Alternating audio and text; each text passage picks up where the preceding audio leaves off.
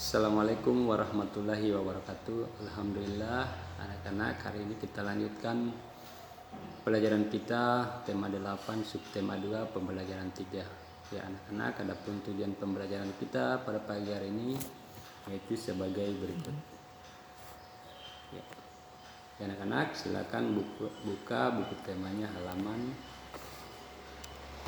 85. Ya, pembelajaran 3.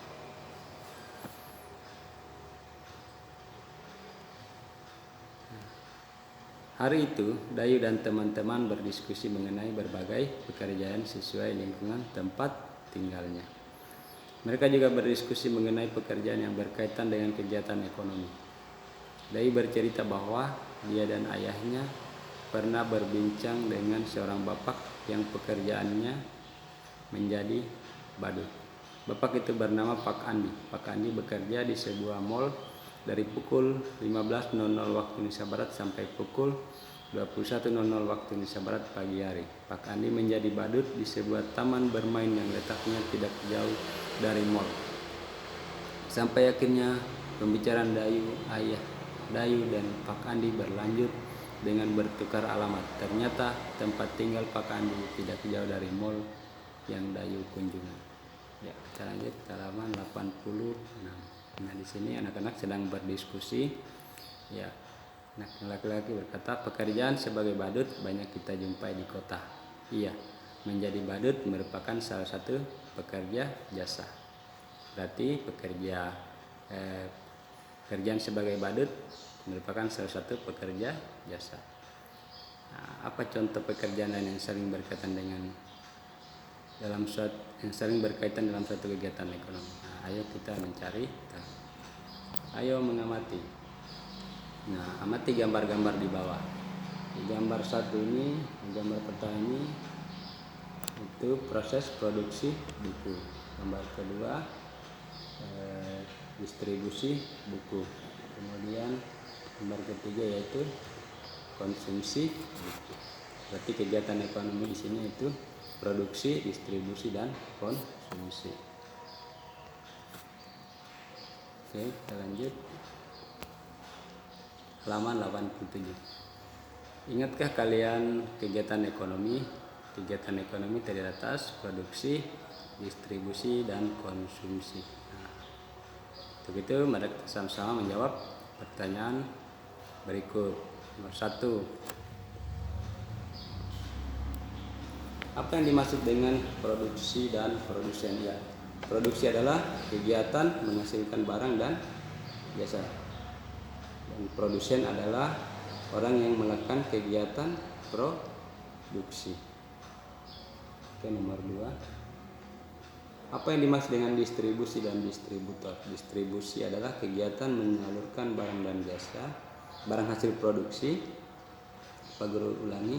Distribusi adalah kegiatan menyalurkan barang hasil produksi dari produsen kepada konsumen.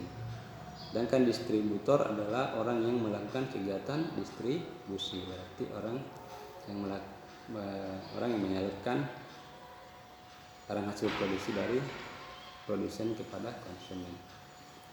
Nah, nomor 3. Apa yang dimaksud konsumsi dan konsumen? Konsumsi adalah kegiatan memakai barang-barang hasil produksi. Sedangkan konsumen adalah orang yang melakukan kegiatan konsumsi. Berarti orang yang memakai barang-barang hasil produksi.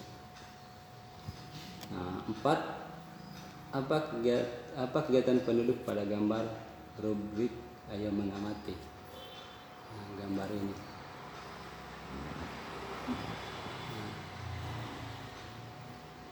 Berarti kegiatan di situ itu kegiatan produksi, distribusi, dan konsumsi. Ya. Oke, sudah terjawab. Dalam memproduksi buku, seorang produsen melibatkan banyak pekerja. Di antaranya ada penulis buku, ada yang menata isi buku, ada yang menggambar isi buku, ada yang mencetak, ada yang menjilid, ada yang menata buku di dalam kardus, ada sopir yang mengantar ke toko-toko buku, dan lain sebagainya.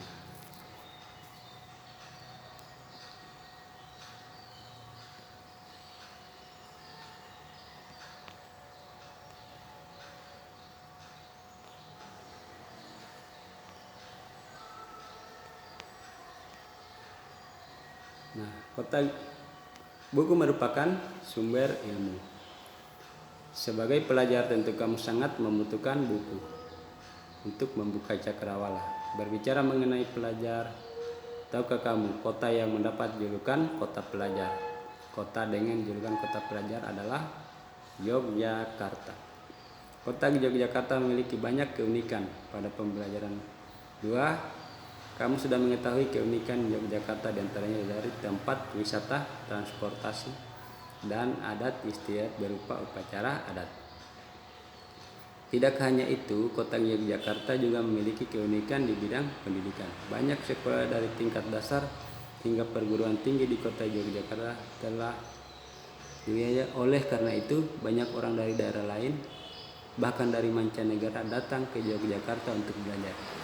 Tahukah kamu perguruan tinggi di Yogyakarta yang sangat terkenal?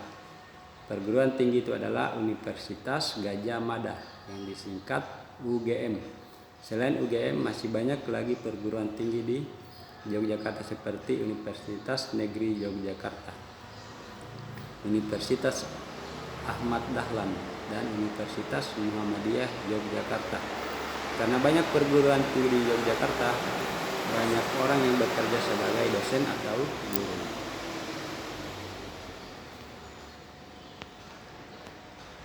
Bagaimanakah karakteristik pelajar di kota Yogyakarta? Saat ini daerah Yogyakarta sudah dihuni banyak suku bangsa di Indonesia seperti suku Jawa, Sunda, Batak, serta etnis Tionghoa. Oleh karena itu, karakteristik pelajar yang ada di Yogyakarta beragam. Di sekolah, setiap pelajar harus bisa menghormati keragaman karakteristik. Di antaranya mau berteman dengan anak dari daerah lain tanpa memandang agama maupun sukunya. Begitu juga saat di lingkungan tempat tinggal. Para pelajar dari berbagai daerah yang tinggal di satu lingkungan harus hidup rukun. Manusia harus hidup rukun di tengah-tengah perbedaan. Perbedaan adalah karunia Tuhan. Perbedaan merupakan sarana untuk saling mengenal. Sebagai contoh, pada saat di lingkungan tempat tinggal mengadakan kerja bakti membersihkan lingkungan, para pelajar dari berbagai daerah pun ikut serta dalam bekerja bakti. Ayo mengamati. Nah, kita amati gambar ini. Apakah gambar di atas menunjukkan keragaman karakteristik? Apa yang sedang dilakukan anak-anak pada gambar di atas? Tuliskan pendapatmu pada tempat di bawah ini. Nah, ya, terdapat keragaman karakteristik. Ya. Salah satunya itu karakteristik fisik. Nah, di sini ada anak yang berambut ikal, kemudian ada yang berkulit putih, ada yang rambut lurus, kemudian ada juga yang rambut keriting. Nah, meskipun memiliki perbedaan fisik, mereka tetap bersatu dan bekerja sama.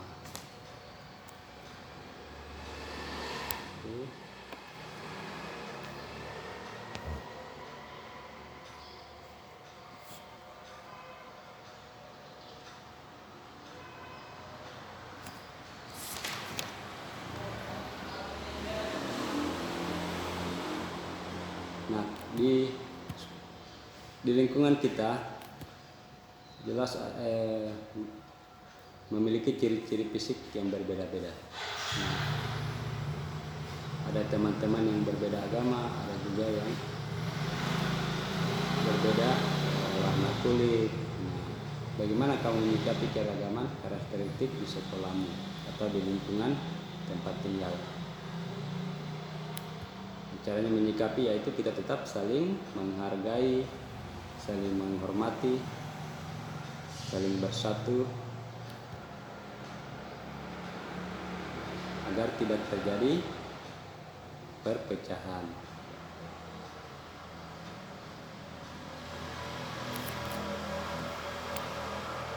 Tugas anak-anak pada pembelajaran 3 yaitu silakan anak-anak baca cerita Kali Gajah Wong.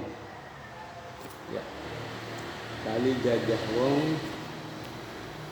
Silakan anak-anak baca sampai selesai. Nah, setelah selesai dibaca, anak-anak jawab pertanyaan yang ada di bawah ini. 1. Siapa saja tokoh pada cerita di atas? Ya. Kemudian 2. Adakah tokoh antagonis dan protagonis pada cerita? Silakan anak-anak baca ceritanya sampai selesai, kemudian jawab 2 pertanyaan ini. Ya. Nah, jawaban anak-anak dikirim lewat WA Pak Guru saja, ya, dipoto dan dikirim ke WA Pak Guru. Ya.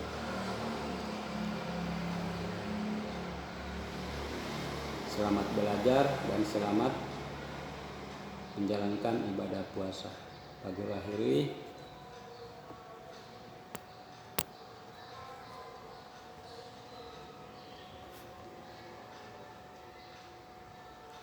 Ya, Pak Guru ulangi.